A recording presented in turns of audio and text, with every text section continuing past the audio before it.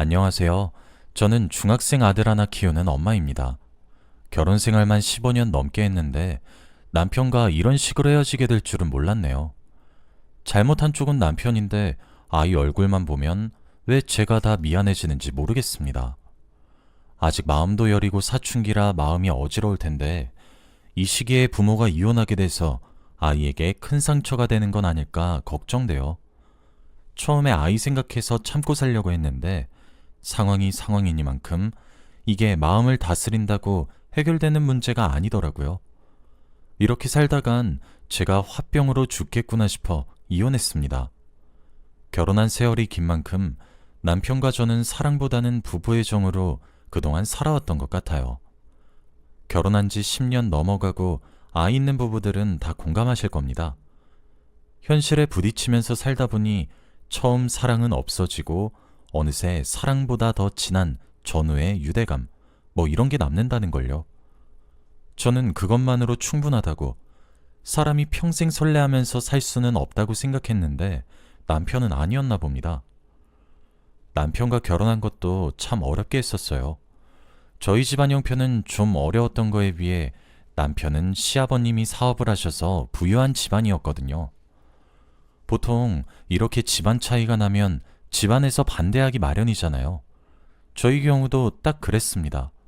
시아버님이 무조건 반대하셨어요. 아무래도 사업하시는 분이라 그런지 남편의 결혼도 비즈니스 개념으로 따로 염두하고 계셨던 집안이 있었나 본데 갑자기 쥐뿔도 없는 여자랑 결혼하겠다고 하니 반대하실 수밖에요. 처음에는 저랑 남편도 무슨 로미오와 줄리엣처럼 부모님이 반대하시니 더 빠져들었습니다. 무슨 일이 있어도 이 사람과 결혼하고 싶었죠. 그런데 현실은 드라마나 영화보다 더하더군요. 처음 그 사람으로부터 청혼을 받고 부모님께 말씀드린 지 1년이 넘어가는데도 허락을 안 해주셔서 처음엔 자신감 넘쳤던 저도 어쩔 수 없이 점점 지쳐가더군요. 이런 애매한 상황이 계속되면서 저도 저희 집안 형편이 넉넉지 못한 건 저나 저희 부모님의 잘못이 아닌데 그것 때문에 그 사람의 부모님께 무시당하는 게 저희 부모님의 얼굴에 먹칠하는 기분이 들어서 한없이 죄송했어요. 결혼을 할 수 있을 것 같지도 않고 저도 서서히 포기해 가던 중이었습니다. 어떻게 이별할지 계속 고민하며 하루하루 보내던 중이었어요. 그런데 타이밍도 참, 제가 마침 그때 임신을 해버리고 말았죠. 지금도 그렇지만 그때는 아이가 생기면 무조건 낳아야 한다는 인식이 강했고 아이가 생기면 무조건 결혼시키던 때였습니다. 임신 사실을 그 사람에게 알리니 잠시 당황스러워하다가도 잘 됐다면서 자기 부모님께 말씀드리자며 좋아하더군요. 그 사람의 아버지도 임신까지 했으니 도저히 반대할 수는 없었는지 제가 아이를 무기 삼아 한참 격떨어지는 결혼을 하려 한다며 못마땅해 하면서도 결국 저희 사이를 인정해 주셨습니다. 얼떨결에 사랑하는 사람과의 결혼 허락을 받긴 했지만 결혼 생활은 실현 그 자체였습니다. 남편이 그때 대학원에 다니고 있던 터라 수입이 거의 없었는데 시아버님은 저희 결혼을 허락하는 대신 아예 지원을 끊어버리셨습니다.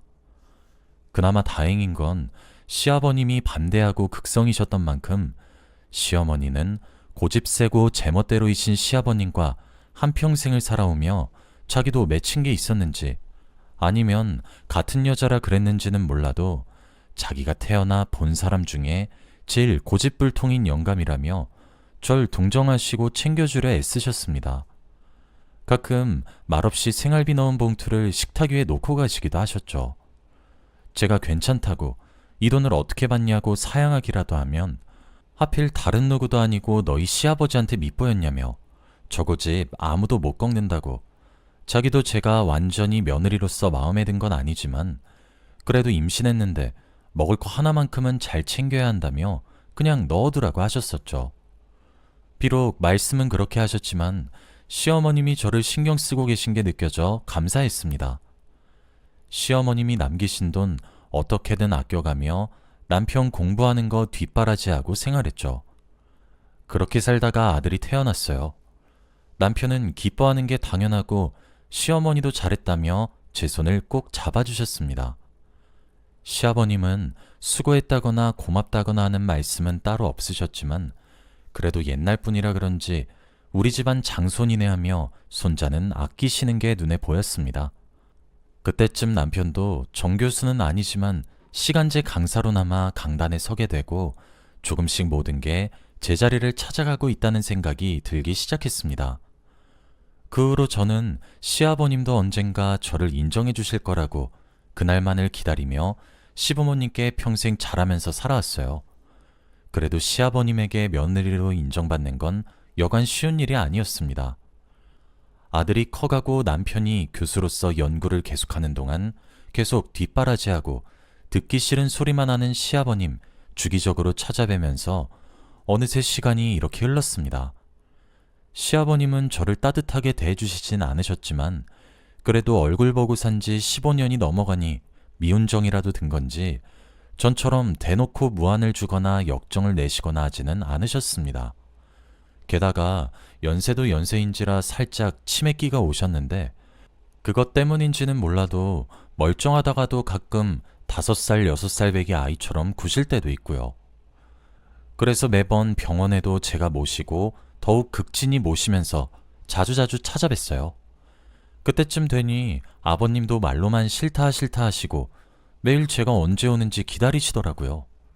그 사실을 알았을 땐 그동안의 서름이 다 씻겨 내려갈 정도로 기쁘더군요.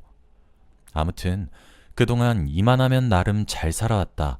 남편도 교수고 시부모님도 이제 나를 인정하고 계시고 아들도 문제없이 잘 크고 있으니 더 바랄 게 없다. 그렇게 생각했습니다. 이제 겨우 저도 저만의 삶에 집중할 때가 됐다고 느끼던 차였는데 갑자기 또 이런 시련이 닥쳐오네요.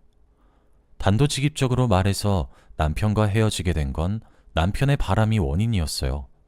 더 어처구니 없는 건 남편의 바람 상대로 바로 제가 친자매나 다름없이 지냈던 제 친구 원지였다는 겁니다. 원지랑은 고등학교 다닐 때 만나 오랫동안 우정을 이어오고 있었어요. 원진의 집안 형편도 저희 집처럼 많이 부족했는데 그 없는 집안 살림에도 열심히 공부해서 아나운서가 됐죠. 원지가 어렸을 때부터 버릇처럼 한 말이 그거였어요. 난 꼭 아나운서가 돼서 재벌집에 시집갈 거야. 꼭 그 말처럼 재벌집은 아니어도 원지는 나름 넉넉한 집안에 일찍 시집을 갔는데 병으로 남편이 일찍 죽어버리는 바람에 아이도 없이 다시 혼자가 됐죠. 제가 남편을 일찍 잃은 원지에게 슬프지 않냐고 괜찮냐 물으니 허탈하게 웃으면서 사랑 없이 결혼해서 그런지 별로 안 슬프다며 방금 자기 너무 못된 말 한 거냐고 되묻더라고요. 저는 그 말에 죽은 사람은 죽은 사람이고 그래도 산 사람은 살아야 하니까 괜찮다고 어쩔 수 없다고 말했던 기억이 나요. 원지가 남편과 사별하고 티는 안 내도 상심해하고 있을까봐 자주 찾아가고 가족여행에도 끼어서 같이 놀러가곤 했습니다. 당연히 저희 아들도 원지를 알아요. 원지 이모하면서 잘 따랐죠. 그랬던 원지가 지금은 어떻게 제 남편을 빼앗아갈 수 있는지 믿을 수 없었습니다. 둘은 창피하지도 않은지 저 몰래 밖에서 연인처럼 하고 다닌 것 같더라고요. 아들과 같은 학급인 친구의 학부모가 길 가다가 우연히 목격을 했는데 저랑 남편은 아들 학교 행사에 같이 참여했던 적이 한 번 있어서 다른 학부모들이 얼굴을 알고 있어요. 그런데 남편 옆에 있는 여자는 저랑 다른 얼굴인데다가 요상한 분위기를 풍기고 있으니까 들킬 수밖에요. 그 학부모가 제게 연락해서 조심스럽게 그 사실을 전했을 때는 그 학부모가 잘못 본 거 아니냐고 그럴 사람 아니라고 말하고 대수롭지 않게 넘겼습니다. 제가 너무 확신에 차서 말해서 그랬는지 그 학부모도 자기가 괜한 소리 꺼낸 것 같다며 미안하다고 하고 전화를 끊었었죠. 하루는 제 생일이라 남편이랑 둘이서 식당을 갔다가 분위기 좋은 술집에서 술을 마시는데 마침 얼마 안 있어 우연히 원지가 그 술집에 들어와서 저희랑 같이 마시게 되었어요. 지금 생각하니 뒤에서 남편이 몰래 우연히 만난 척 같이 술 마시려고 수작 부린 것 같네요. 어쨌든 오랜만에 남편과의 오붓한 분위기였는데 거기 원지가 끼어서 조금 실망스럽긴 해도 제가 좋아하는 사람들이 둘이나 한자리에서 축하해주니 생일을 행복하게 보낼 수 있어 기뻤어요. 그런데 중간에 원지는 화장실을 가고 남편은 중요한 전화를 받는다고 비슷한 타이밍에 자리를 비우더군요. 술집이 상가에 있는 곳이라 화장실이 술집 밖에 있는 곳이었거든요. 계속 기다리다 둘이 왜 이렇게 안 오나 궁금하기도 했고, 저도 갑자기 취기가 확 올라서 히터 때문에 더운 매장 안에 있기보다 잠시 찬바람 좀 쐬어야 할 것 같다는 생각이 들어서 밖으로 나갔어요. 혹시 몰라 직원에게 자리를 치우지 말아달라고, 다시 올 거라고 미리 말도 해뒀었죠. 정신 차려야겠다 싶어 창문 쪽에서 바람 맞고 서 있는데 근처 비상구에서 뭔가 속삭이는 소리하며 이상한 소리가 들리는 겁니다. 그냥 말소리라기엔 의문스러운 점이 많아서 조심스럽게 비상구 쪽으로 가서 소리가 나는 아래쪽을 내려다봤어요. 그리고 목격했죠. 둘이 붙어먹고 있는 그 꼴을요. 순간 너무 놀라서 숨도 안 쉬어지더군요. 취해서 헛것을 반나하기엔 그 꼴을 보자마자 정신이 확 들었거든요. 절대로 잘못 본 게 아니었어요.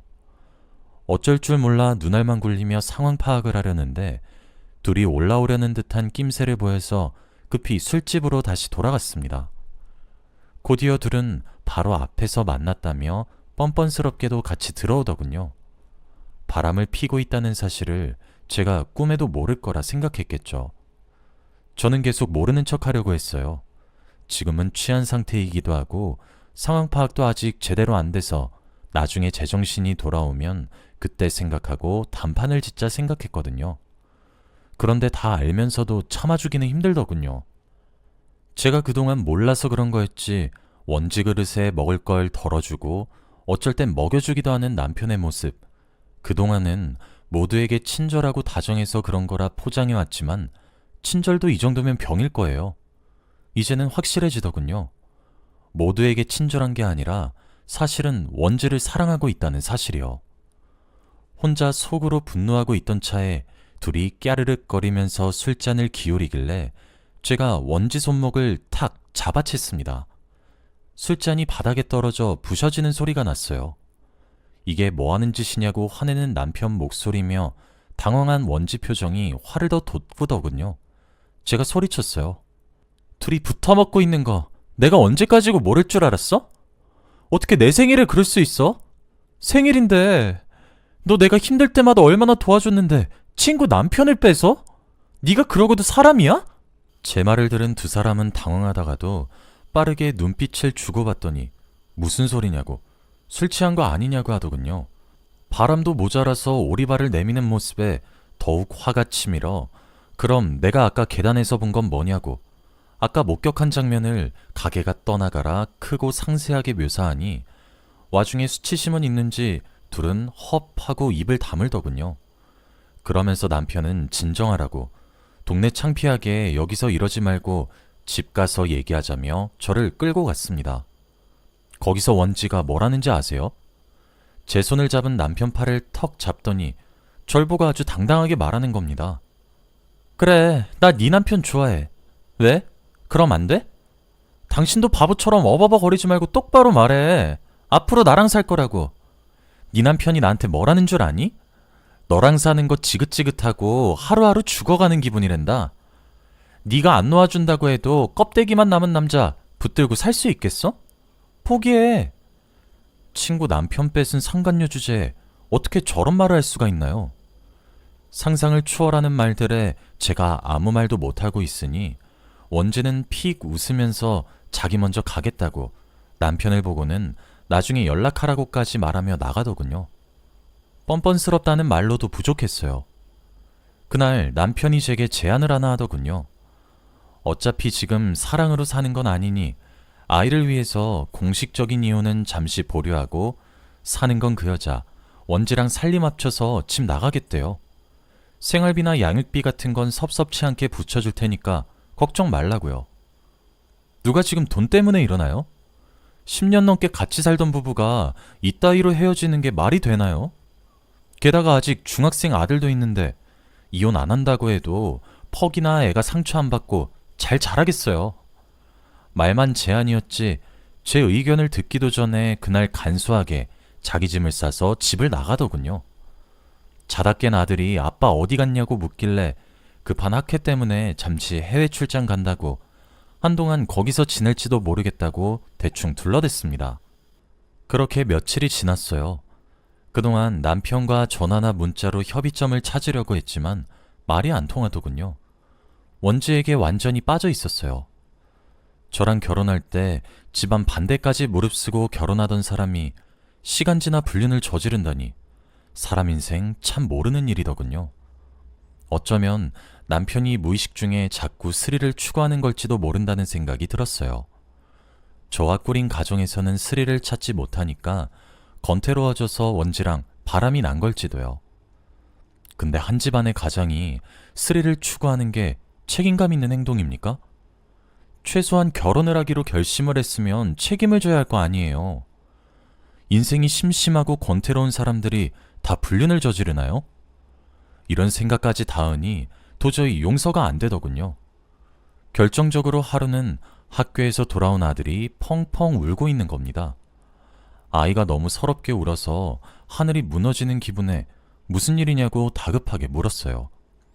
그랬더니 자기 친구가 오늘 자기한테 너희 아빠 바람났냐고 물었다는 거예요. 아들은 아무것도 모르니까 그 친구에게 그게 무슨 소리냐고 화를 냈는데 그 친구가 말하길 자기 엄마가 어제 백화점 갔다가 제 남편이랑 원지 둘이서 부부처럼 붙어 다니는 꼴을 목격했다고 하는 겁니다. 남편도 시간 날 때 아들 학교 행사에 저랑 참여한 적이 꽤 돼서 이미 같은 학급 학부모들 사이에서 얼굴이 알려져 있거든요.